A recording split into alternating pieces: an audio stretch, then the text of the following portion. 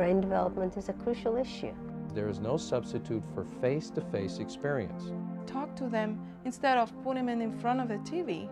Violent video games train children to be the perpetrators. The food that the brain needs is experiences from the outside. If we were going to interview someone to babysit our children and they were saying the things or doing the things that the television spits out, I don't think that we would agree to have them watch our kids. And you didn't take it either, did you, Chucky? No, and I signed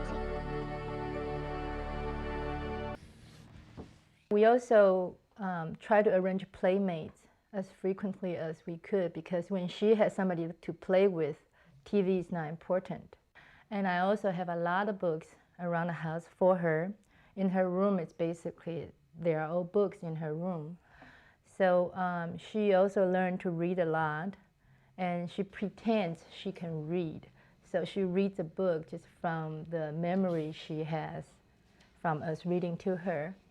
Yeah, I found that keeping a balance of her activities when she was younger has very much benefited us when she's older, because when she's 1.5, 2, 2.5, to do puzzles or art or reading, of course, just about everything you do with her, you have to spend a lot of time with her and help her and teach her. But now that she's just a little bit older, another year older, we find that she does puzzles on her own and does a lot of art on her own and looking through books on her own. So just by investing that time when she was very young and exposing her to a lot of activities, and by example, getting her involved and interested in a lot of different activities besides TV. It's not easy because, you know, I'm a single mom. I'm the one who takes responsibility for my whole house. And as a single parent, you have no time for yourself sometimes. And you dedicate your time to your children. So it's very important to me that in that time we do things together as a family. Either we cook or we play a game, we read books, we learn this and learn that. I know that some of the parents said, I'm tired, I want to do this, I want to do that. I have to put my kids, you know, in a living room and so they can watch a TV or video, whatever, in order for me to do things. But the thing is that, let's say they're cooking something. They can take the kids to the kitchen and say, can we all do this? Can somebody help with this? Can somebody help with that? Even in purely non-religious terms, homosexuality represents a misuse of the sexual faculty. It is a pathetic little second-rate substitute for reality, a pitiable flight from life. As such, it deserves no compassion, it deserves no treatment as minority martyrdom, and it deserves not to be deemed anything but a pernicious sickness. That's from Time magazine in 1966, when I was 3 years old. And last year, the President of the United States came out in favor of gay marriage. There's self-acceptance, there's family acceptance, and there's social acceptance, and they don't always coincide. And a lot of the time, people who have these conditions are very angry because they feel as though their parents don't love them, when what actually has happened is that their parents don't accept them. Love is something that ideally is there unconditionally throughout the relationship between a parent and a child.